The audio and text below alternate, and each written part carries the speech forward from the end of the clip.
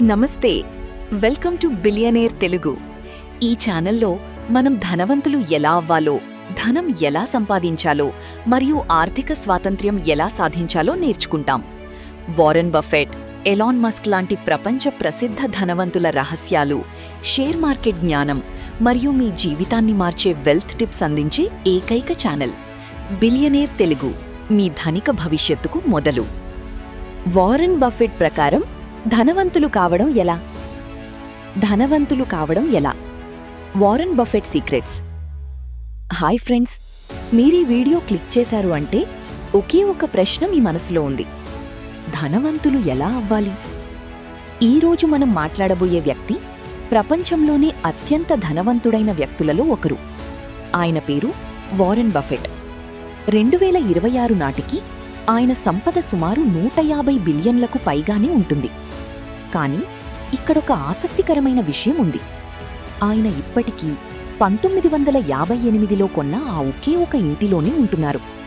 ఆయన కారు సాధారణమైన క్యాడిలాక్.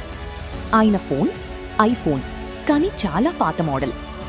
అయితే ఈ వీడియోలో వారెన్ బఫెట్ ఎలా ధనవంతుడయ్యారు, మనం కూడా ఆయన సూత్రాలను అనుసరించి ఎలా ధనవంతులం కావచ్చు అనేది స్టెప్ బై స్టెప్ చూద్దాం. మీరీ వీడియో చివరి వరకు చూస్తే మీ ఫైనాన్షియల్ లైఫ్ మారిపోతుంది, గ్యారెంటీ.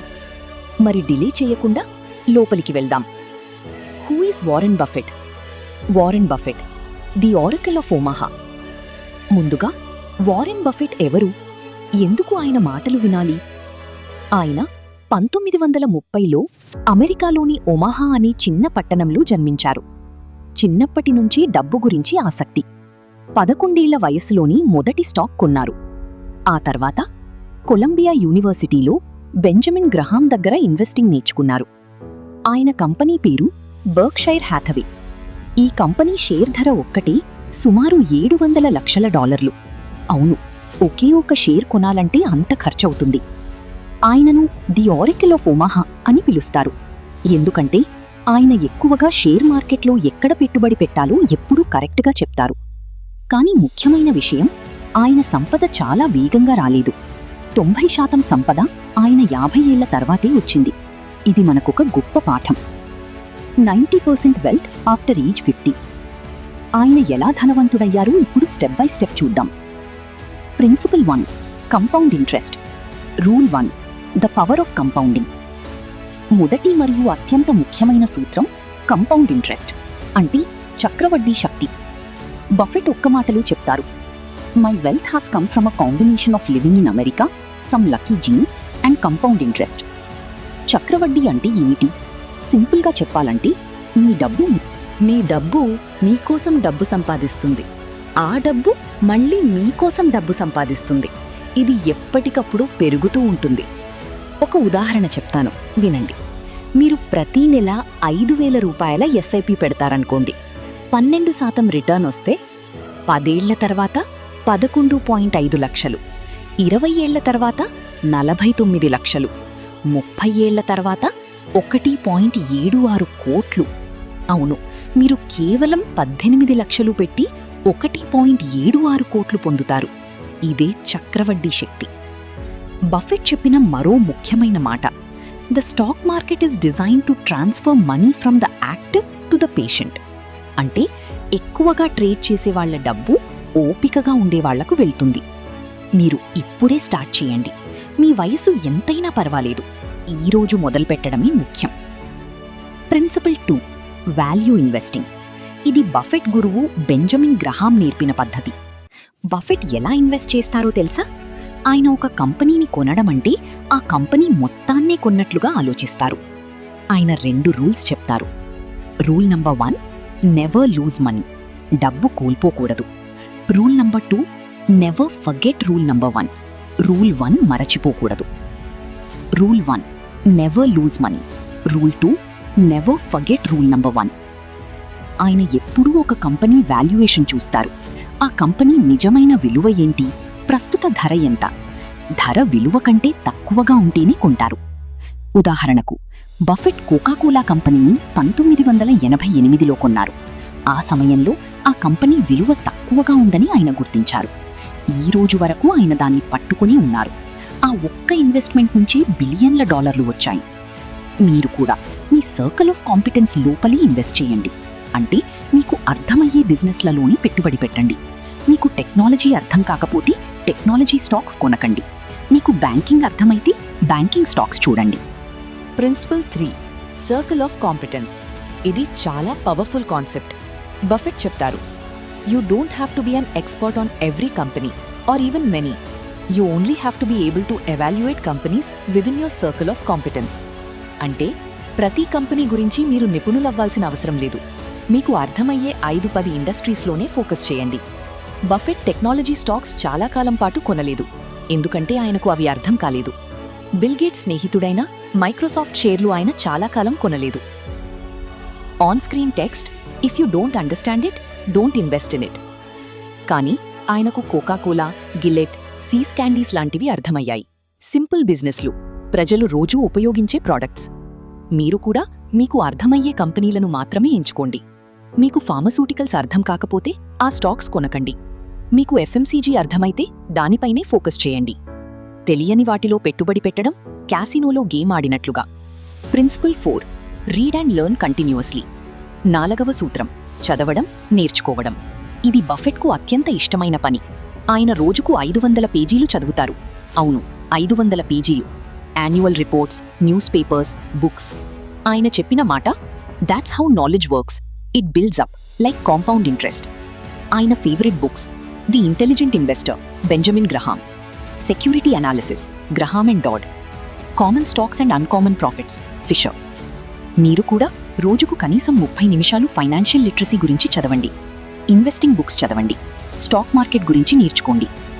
డబ్బు సంపాదించడం కంటే డబ్బు గురించి తెలుసుకోవడం ముఖ్యం.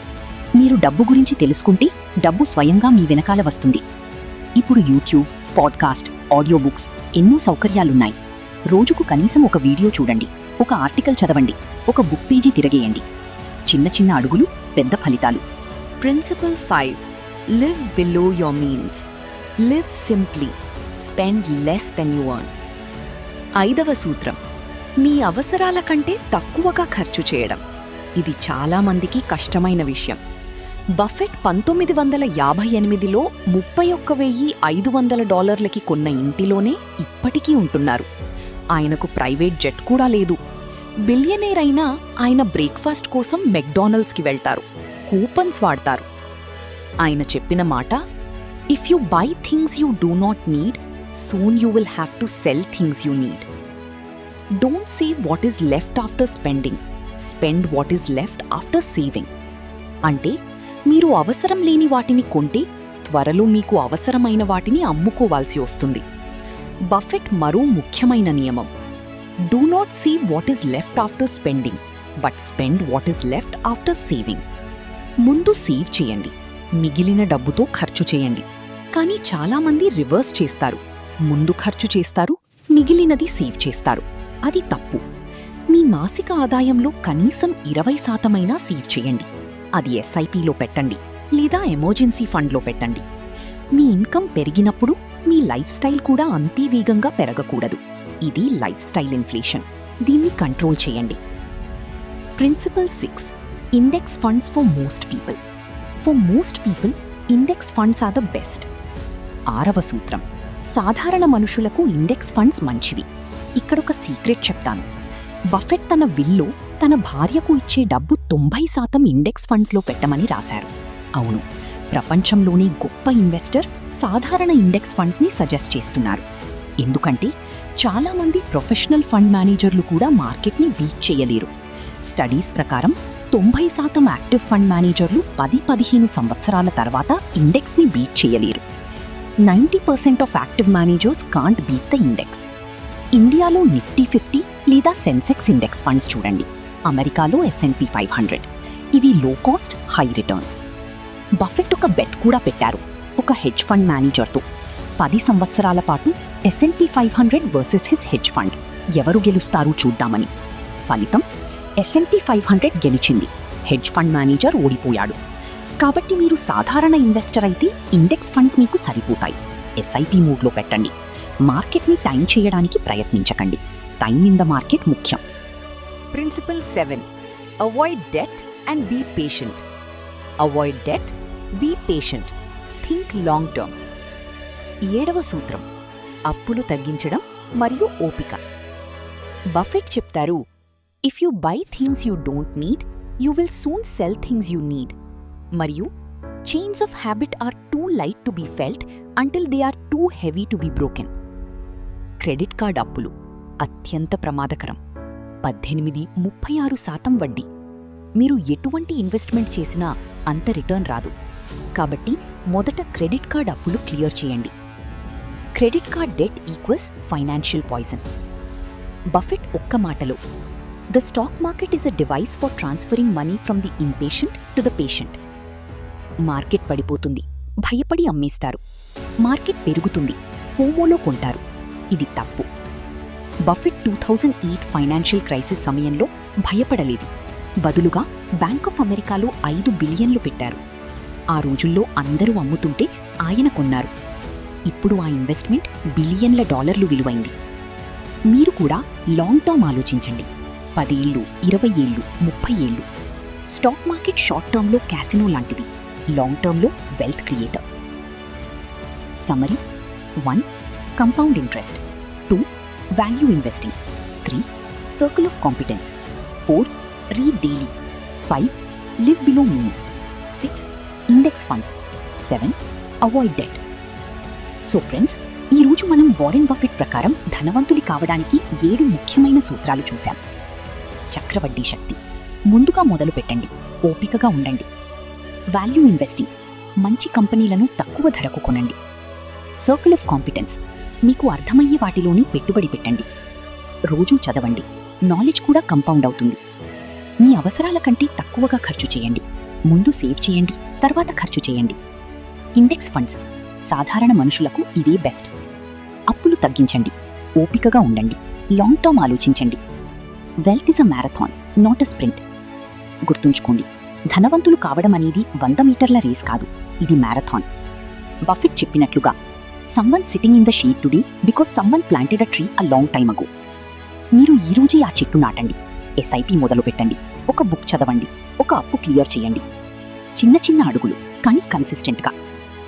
ఫ్రెండ్స్, ఈ వీడియో మీకు నచ్చిందా? అయితే లైక్ చేయండి, షేర్ చేయండి. మీ థాట్స్ని కింద కామెంట్స్లో తప్పకుండా తెలియచేయండి. బిలియనేర్ తెలుగు ఛానల్లో ఇలాంటి ధనిక జ్ఞానం, షేర్ మార్కెట్ రహస్యాలు, ఇన్వెస్ట్మెంట్ టిప్స్ మరియు ప్రపంచ ధనవంతుల సక్సెస్ స్టోరీస్ని మిస్ అవ్వకుండా చూడాలని అనుకుంటే ఇప్పుడే ఈ ఛానల్ని సబ్స్క్రైబ్ చేసుకోండి. పక్కనున్న బెల్ ఐకాన్ని క్లిక్ చేయండి. అలాగే మా వీడియోస్ని మీ ఫ్రెండ్స్ అండ్ ఫ్యామిలీతో షేర్ చేయండి. వాళ్ళు కూడా ధనవంతులవ్వాలి కదా. మళ్ళీ కలుద్దాం ఇంకొక గొప్ప వీడియోతో. మీ బిలియనేర్ తెలుగు. జై హింద్.